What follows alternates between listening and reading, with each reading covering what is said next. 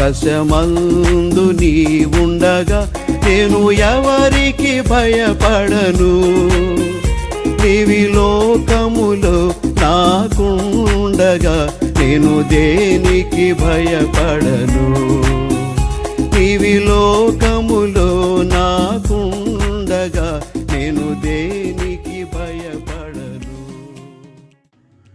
ఎడారిలో ప్రవాహములు విశ్వాసము ద్వారాను సహనము ద్వారాను వాగ్దానముల నెరవేర్పు పొందిన వారిని పోలి నడుచుకుని.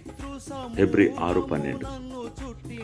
మనుషుడు ఇది వరకేమి చేసినో దానిని మరలా చేయగలడని విశ్వాసవీరులు మనకు తెలుపుచున్నారు. మనకు అత్యంత అవసరమైనది విశ్వాసం మాత్రమే కాక దాని పరిపూర్ణ క్రియను జరిగించుటకు ఓర్పు కూడా అవసరమని వారు మనకు జ్ఞాపకం చేయుచున్నారు. అవిశ్వాసం వలన గాని నిరుత్సాహం వలన గాని ఆయన నేర్పించు ప్రేమగల పాఠములలో ఒక్కదానినైనను పోగొట్టుకొనకుందుము. ఒక కొమ్మరివాడు తాను పనికిరానిచో పెంటకుప్ప మీదకి పారవేయబడుతూనేమోనని ఎల్లప్పుడూ భయపడుచు ఇట్లన్నాడు, ఒక చిన్న ముక్కను సిద్ధపరచుటకు ముందుగా కొలిములో పెట్టి కాల్చుదును, సుత్తితో కొట్టుదును, ఆ తరువాత అకస్మాత్తుగా ఒక చన్నీటి బకెట్లో పెట్టుదును. ఆ పరీక్షకు అది తట్టుకొనునో లేక మొక్కలైపోవునో వెంటనే కనుగొనగలను.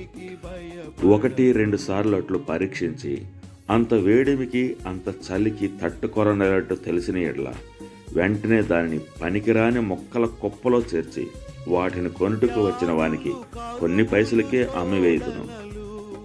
అలాగే ప్రభు నన్ను అగ్నితోనూ నీళ్లతోనూ బలమైన సుత్తి దెబ్బలతోనూ నన్ను పరీక్షించినప్పుడు నేను ఆ పరీక్షకు నిలవలేనిచో లేదా అట్టి పరీక్షను అంగీకరింపనిచో నేను కూడా పనికిరాని పెంట కుప్ప మీదనే పారవేయబడుదునేమోనని భయపడుచున్నాను. అగ్ని ఎక్కువైనచో ఆ పిమ్మట అధిక ఆశీర్వాదము ఉన్నదని అర్థం.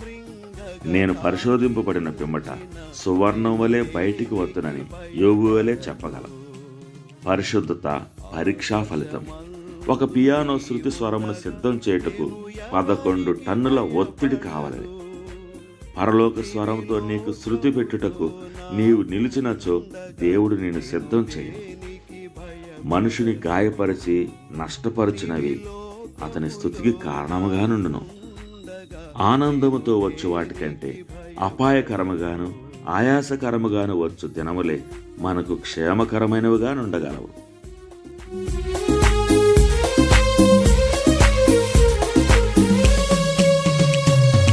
నా తీర్మానమునే చేసితి, నా ప్రభు యేసుని నమ్మితిని.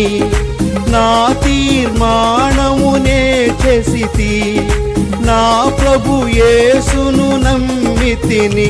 అనుభవమిచ్చును ఆ ప్రభువే, నేను ఎవరికి భయపడను.